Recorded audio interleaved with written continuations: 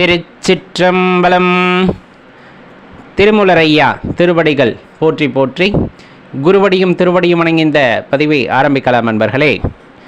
பொதுவாக இந்த கடவுள் வழிபாடு, சிவ வழிபாடு அப்படிங்கிறத எல்லோருமே விரும்பி செய்கின்றோம் அப்படின்னா அதில் மாற்று கருத்தே இல்லை. நம்ம தேடி தேடி ஐயனை போகிறோம் இல்லையா, ஐயனை தேடி தேடி அலைந்தால் உணர்ந்து விட முடியுமா அப்படிங்கிற ஒரு கேள்வி இருக்கிறது. அப்படின்னா நான் கிட்டத்தட்ட 30 வருஷமாக 40 வருஷமாக தேடி தேடி அலைகிறேன், இன்னும் என்னால் உணர்ந்து கொள்ள முடியவில்லை அப்படிங்கிறது, அல்லது என்னால் அவரை அணுகக்கூட முடியவில்லை அப்படிங்கிற ஏக்கம் பல பேர்களுக்கு இருக்கத்தான் செய்யும். உண்மையை உள்ளவாறு உணர்ந்து கொள்ள வேண்டுமென்றால் இறைவனும் நம்மை நெருங்கி வர வேண்டும், இறைவன் நம்மை ஆட்கொள்ள வேண்டும். அது ரொம்ப முக்கியமான விஷயங்க. ஏன்னா நம்மளாக தேடி அலைந்தாலும் இந்த பசு அப்படின்னு சொல்லுவாங்க இல்லையா, சைவ சித்தாந்தத்தில் பதி பசு பாசம் அப்படின்னு சொல்லக்கூடியதில் இந்த பசுவாகப்பட்ட ஆன்மா இறைவனை தேடி தேடி அலைந்தாலும் இறைவனின் கருணை இல்லாது இறைவனை ஆன்மாவால் உணர்ந்து கொள்ள முடியாது அப்படின்னு சொல்லுவாங்க. அது ரொம்ப முக்கியமான விஷயம் அந்த இடத்துல. அதே நம்ம வாழ்க்கையில் பொருத்தி பார்த்தோன்னா நம்ம எல்லா ஆலயங்களுக்கும் போய் ஒரு உணர்வு அப்படிங்கிறதே கிடைத்திருக்காது. உணர்வுனா ஒரு திருப்தி அப்படிங்கிறதே அடைந்திருக்காது.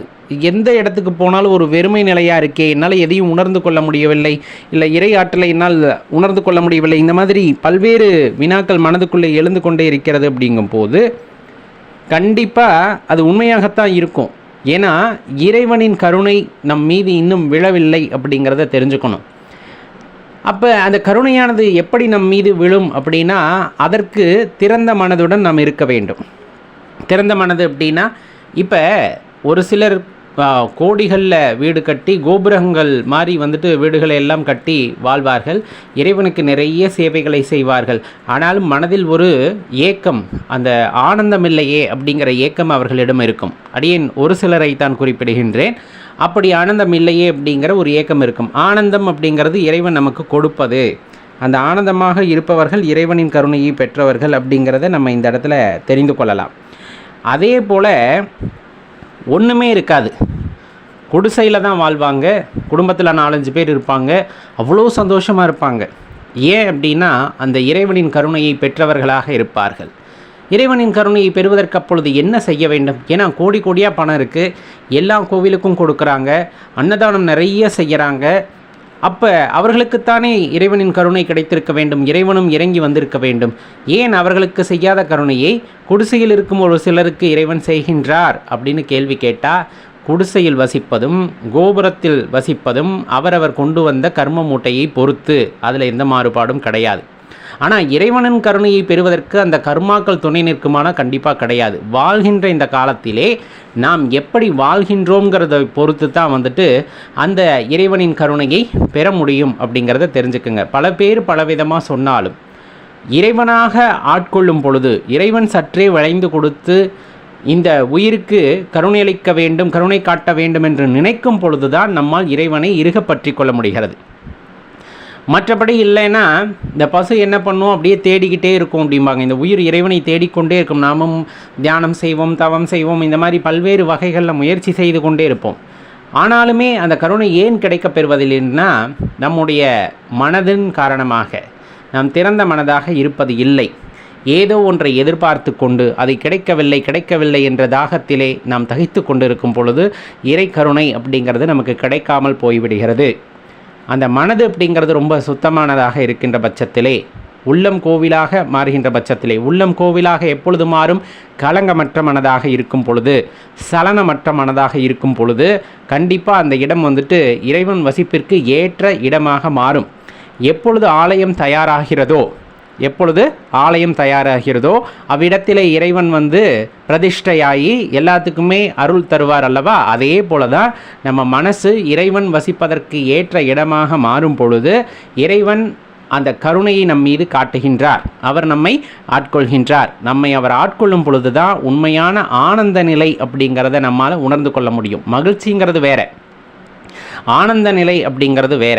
ஆனந்த நிலை அப்படிங்கிறது இறை உணர்விலே ஒன்றி இருப்பது, நீங்காமல் இருப்பது, அதுதான் உண்மையான ஆனந்த நிலை அப்படின்ட்டு சைவ சித்தாந்தத்திலையும் சரி, நமது அறிஞர் பெருமக்களும் சரி அனைவருக்கும் எடுத்து கூறியிருக்கிறார்கள். அந்த ஆனந்த நிலை வேண்டுமென்றால் மனதானது சுத்தமானதாக இருக்க வேண்டும், தூய்மையானதாக இருக்க வேண்டும். மனதில் எப்படி தூய்மை, சுத்தம், இதை பற்றியெல்லாம் பேச முடியும் அப்படின்னா, இந்த மலங்கள் அப்படின்னு சொல்கிறோம் இல்லையா, ஆணவ மலம் அப்படின்னு நம்ம சொல்கிறோம். இந்த ஆணவம் அப்படிங்கிற தன்மை பல விஷயங்களை பொறுத்தது. அப்போ என்ன அது அப்படின்னா, அந்த உயிருக்கு ஒரு அகங்காரத்தை அது கொடுத்து விடுமா. அந்த அகங்காரம், அந்த ஆணவம் நம்முடன் இருக்கிறது, அந்த மாயை சூழ்ந்திருக்கிறது அப்படிங்கும்போது நான் தான் பெரியவன் என்ற எண்ணம் மனதிலே குடிக்கொண்டு விடுகிறது என்று கூறுவார்கள். அப்படி ஒரு மனிதனுக்கு நான் தான் பெரியவன் என்ற எண்ணம் சூழ்ந்து கொண்டிருக்கிறது அப்படிங்கும்போது அது இறைவனை உணர விடாது. இறைவன் எப்பொழுதுமே நம்மை பார்த்து கொண்டு தான் இருப்பார் அப்படின்ட்டு சொல்லுவாங்க ஞானாசிரிய பெருமக்கள். எப்போவுமே பார்த்திங்கன்னா இறைவன் நம்மை பார்த்து கொண்டு தான் இருக்கிறார். ஆனால் நம்ம இறைவனை பார்ப்பதில்லை. ஏன்? நான் என்ற அகந்தையில் இருப்பதன் காரணமாக எல்லாம் நான் செய்வதன் மூலமாக இவ்வுலகத்திலே நடைபெறுகிறது, எனக்கு நடப்பது எல்லாம் நான் செய்வதன் மூலமாக நடக்கிறது அப்படிங்கிற ஒரு அகந்தையில் இருப்பதன் காரணமாக, நான் என்ற எண்ணம் மேலோங்குவதன் காரணமாக இறை உணர்வை உள்ளவாறு அறிவதற்கு நாம் தயாராக இல்லை என்பதன் காரணமாக இறைவன் நம்மை நேசிக்கிறார், நம்மை பார்க்கிறார் என்பதையே நாம் மறந்து விடுகின்றோம். உண்மையை சொல்லப்போனால் அவர் பெரும் கருணையாளர், நமக்கு கருணையை வாரி வழங்குவதற்கு தயாராகத்தான் இருப்பார். ஆனால் அதற்கான வழியை யார் ஏற்படுத்தி தர வேண்டும் என்றால் நாம் தான் ஏற்படுத்தி தர வேண்டும். நம்மால் அது முடியுமா அப்படின்னா கண்டிப்பாக முடியும். எப்பொழுது? மனம் தூய்மையாக இருக்கும் போது. மனம் எப்பொழுது தூய்மையாக இருக்கும்? அகங்காரம் இல்லாத பொழுது. அகங்காரத்தினால் என்ன உண்டாகும்? நான் என்ற ஆணவம் உண்டாகும். நான் செய்தேன், நான் செய்ததால் எனக்கு இந்த மாதிரி எண்ணங்கள் வரும் பொழுது அந்த மனதானது தூய்மை கெட்டு போகின்றது. கோபம் வருகிறது, குரோதம் வருகிறது, மதம் ஆச்சரியம் எல்லாம் பார்க்க ஆரம்பிக்கின்றோம். அப்பொழுது மனது அப்படிங்கிறது குப்பை கிடங்காக போகிறது. குப்பை கிடங்கிலே இறைவன் வருவாரா அப்படின்னா, அவர் சர்வவியாபி, எல்லா இடத்திலும் இருந்தாலும் தன்னை வெளிப்படுத்தி கொள்ள மாட்டார். எப்பொழுது வெளிப்படுத்துவார் அப்படின்னா தூய்மையாக மாறுகிறது, சலனமற்ற மனதாக மாறுகிறது. தண்ணீர் நீர்நிலைகளிலே நிரம்பி இருக்கிறது, ஒரு கல்லை போட்டால் சலனமாகிறது, கொஞ்ச நேரத்தில் பார்த்தா அமைதியாகிறது. காரணம், அது சலனம் இல்லாமல் மாறுகிறது. அது கண்ணாடி போல இருக்கும். அவ்விடத்தில் யாரேனும் சென்று முகம் பார்த்தால் அந்த முகமானது பிரதிபலிக்கும். சூரியனின் அந்த பிரதிபலிப்பு தண்ணீரிலே காண முடியும். இறைவனின் பிரதிபலிப்பை நம்மால் அந்த இடத்திலே உணர முடியும். எவ்விடத்தில்? தூய்மையான மனம் இருக்கின்ற இடத்திலே நம்மால் இறைவனை உணர முடியும் அப்படிங்கிற அந்த ஒரு அரும்பெரும் விஷயத்தை நாம் அறிந்து கொள்ளுதல் அவசியமாகிறது. அப்போ இதையெல்லாம் நாம் தொடர்ந்து செய்கின்றோம் அப்படிங்கும்போது இறைவனின் கருணை கிடைத்து விடுமா? மனதை தூய்மையாக நீங்கள் வைத்து கொண்டால் போதும், இறைவன் வளைந்து வருவார், இறைவன் இறங்கி வருவார். எதற்காக? நம் உள்ளத்திலே குடியேறுவதற்காக. அப்படி நம்மை அவர் ஆட்கொள்கின்றார் அப்படிங்கும் பொழுது தான் நம்மால் இறைவனை உணர்ந்து கொள்ள முடியும். மாறாக நம் மனதை தூய்மை இல்லாமல் வைத்து கொண்டு நாம் தியானம் செய்தாலும் சரி, தவம் செய்தாலும் சரி, அன்னதானங்களை வாரி வாரி வழங்கினாலும் சரி, அது நல்வினை தீவினையில் போகுமே தவிர இறைவனை உணர்ந்து கொள்ளக்கூடிய வாய்ப்பை நமக்கு தருவதில்லை என்ற உண்மையை புரிந்து கொள்ளுங்கள்.